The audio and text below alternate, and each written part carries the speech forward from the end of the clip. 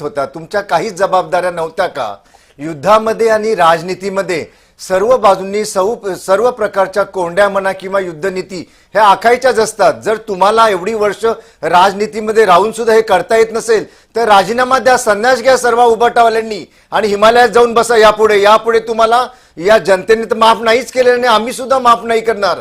ज्या प्रकारे आता शिंदे आरोप करत होते की याद्या इकडच्या तिकडे झाल्या, तिकडच्या इकडे झाल्या, पहा विधानसभेच्या वेळेस ज्या याद्या होत्या आणि महानगरपालिकेच्या ज्या याद्या होत्या त्याच्यामध्ये विभागीय बदल झाले होते आणि त्याच्यामुळे काही बूथ इकडचे तिकडे झाले होते, तिकडचे इकडे झाले होते. एवढी माहिती सुद्धा जर तुमच्यासारख्या लोकप्रतिनिधींकडे नसेल तर तुमची तिथे योग्यता नाहीये. पुढची प्रतिक्रिया पटकन योगेश शिलेंची घ्यायची आहे, पण एक आणखी ताजी बातमी येते आणि आज दिवसभर असंच होत राहणार आहे. प्रत्येक क्षणाला नव्या बातम्या येत आहेत. MIMच्या संदर्भात महत्वाची बातमी नागपूरमधून आहे. प्रणिता, नागपूरमधून MIMचे 4 उमेदवार विजयी आघाडीवर आहे. 4ही उमेदवार आघाडीवर आहे. विदर्भात आपण पाहिलं तर MIMनं मोठ्या प्रमाणात आपली ताकद लावली होती, सभा घेतल्या होत्या. स्वतः ओवेसी हे या सभांसाठी उपस्थित होते. तर नागपुरातून ही महत्वाची बातमी MIM साठी आहे.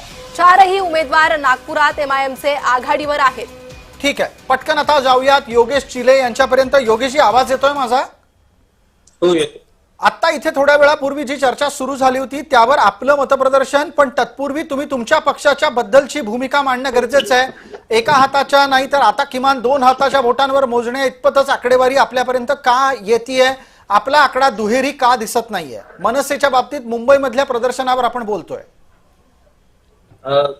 अजून संपूर्ण निकाल हाती आलेला नाही, परंतु जरी संपूर्ण निकाल हाती आल्यानंतर तो आमच्या विरोधात असला तर नक्कीच आत्मचिंतन करून कुठे चुकलो, कुठे कमी पडलो